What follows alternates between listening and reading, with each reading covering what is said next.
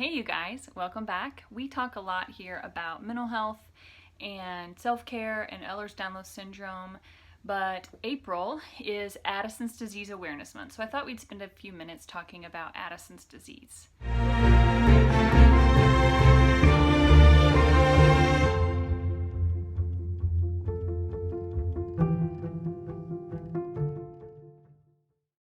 I'm Kristen, and I have Ehlers Danlos Syndrome, and I'm also a licensed professional counselor. Not your licensed professional counselor, but due to having that license and also having Ehlers Danlos Syndrome, it causes me to be more aware of the reality of mental health challenges and chronic illness. So Ehlers Danlos actually comes with many other facets of health challenges. So it's almost like, I think of it as Ehlers being an umbrella, and from the little things, the little wires that make up the umbrella, I think of each of those wires as having something else that comes with it. So symptoms or declines that it causes or other illness challenges, physical challenges that come with it. That said, for me and for some others, one of those things is Addison's disease. It's a rare disorder as well. So Ehlers is rare, Addison's is rare. Awesome. So what even is Addison's disease? Those of you who have it, you know exactly what it is. Those of you who love someone who has it, you know exactly what it is. For those of you who are like, what is she talking about? Let me give you a short definition. I'm going to read it so that I get it correctly. Addison's disease is a rare chronic endocrine system disorder in which the adrenal glands do not produce sufficient steroid hormones, glucocorticoids, and mineralocorticoids. So there is a working definition of it. And what in the world? What does that look like? Hyperpigmentation on the skin or bronze skin areas. So I have some spots on my legs, and I have some spots, you might be able to see it with the light, I'm not sure with my ring light on, you can't necessarily see, but right here has actually darkened on my face. I don't wear foundation, so it does show more. I guess if I wore foundation, it wouldn't show, but my skin does not like foundation, so I don't wear it. But right here is actually darker, and that's hyperpigmentation from Addison's. So I have also some places on my legs that are about this big that are bronzed rather than, I'm pretty pale and my skin is pretty fair, but I do tan easily, very easily, which has nothing to do with it, I don't think. But I do have the areas that even when I'm pale in the winter, or if I'm more tan in the summer, or when I've been out in the sun and my skin is more tan, those spots sort of disappear with the tan, not fully, but when I'm pale you can see them very well and they really show. So that is hyperpigmentation.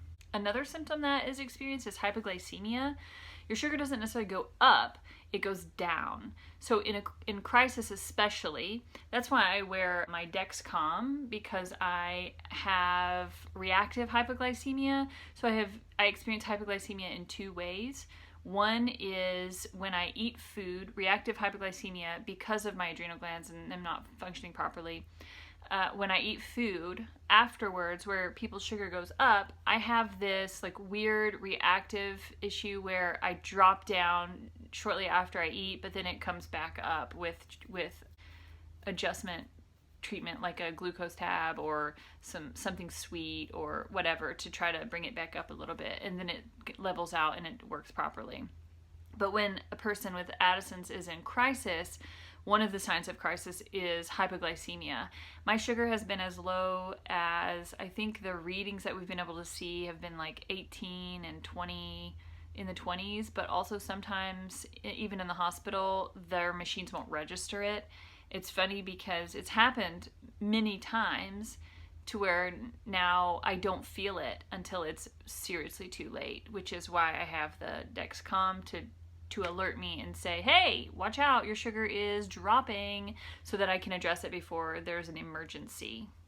Another symptom is postural hypotension, not hypertension, but hypotension, so low blood pressure.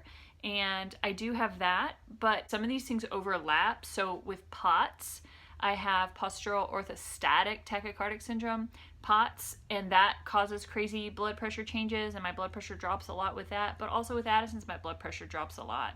Ugh, which thing is it? So it's challenging to know, but it is part of Addison's. So sometimes I will have that happen with Addison's, especially in crisis. Another noted sign of Addison's is a change in distribution of body hair. I'm not really sure what that looks like. I know my hair falls out a lot. My hair used to be fairly thick, but it is very thin now. And if my hair were straight, I know it probably, my luscious curls look much thicker than what they are, and that's why I really don't straighten it anymore. I used to straighten it with my chi a lot, but now you can see through it and it's way too thin. So by straightening my hair, it actually shows more of how much hair I have lost or am losing. So I just don't do that anymore. And I try not to actually do pretty much anything to my hair. I wake up like this and just go when I can. If there's some like crazy frizz going on, I'll get a curling iron out and address it. Something else that is challenging with Addison's is gut disturbances, such as nausea, vomiting, upset stomach, whatever, GI issues, maybe diarrhea. I don't think constipation is a thing with that. Maybe it is. You can let me know in the comments if you have experienced, I mean, not that you want to air your stomach challenges to the community, but I'm not really sure on constipation, but it does have GI issues, and I address that in various ways. I try to go as natural as possible, but when I can't, there's always the fallback of Zofran, which is your very good friend whenever you're just absolutely green and can't move without some help. Muscle weakness also occurs with Addison's. I definitely see that there's an overlap there of muscle weakness with Addison's, deconditioning with POTS, and the challenges with Ehlers that you already see. So there's really a lot of complexity there that occur. So it's hard to know, like, does it even matter what's causing it? Sometimes, and sometimes it doesn't. Sometimes you just have to address the symptoms and do the best you can. Weight loss is another sign of Addison's. That definitely, my weight bounces a lot. Now that I'm on the Omnipod for my steroids and I have my Dexcom to monitor my sugar, I have a lot less bouncing, yo-yoing of my weight. It's pretty stable now. I rarely lose or gain weight at this point in life, maybe 1 or 2 pounds here or there. If I have a bad flare for 3 days or a week, or if I go into crisis, there might be a few days there that I don't get the right nutrition and I will lose several pounds. But other than that, my weight is pretty well stable now. To diagnose Addison's disease, they do blood work, which is morning cortisol test, which is the ACTH stim test, and they do, like, I had to do a fasting, I think 3 days of no steroids, which literally almost killed me. It was so scary. My loved ones were like, we are never doing this again. It was really terrifying. And my endocrinologist at the time was like, I am so sorry. I had no idea how bad it was. You should have gone to the ER. And we were like, we were just trying to follow directions, and it was terrifying. After that, my endocrinologist was like, never again, we will ever do this test. It's over with. We've verified it, because he was wanting to verify a second time because another doctor had done it before. And you know how doctors are. Well, that doctor may not know what he's talking about. I know more. Let's redo all your testing. And so that was a positive. So when I got my now new endocrinologist, he is absolutely wonderful. He was like, we don't need to redo anything. It's obvious. We see everything on your lab work, everything on your charts. What's the point of redoing? And I was very relieved because I was terrified to have to do that test again.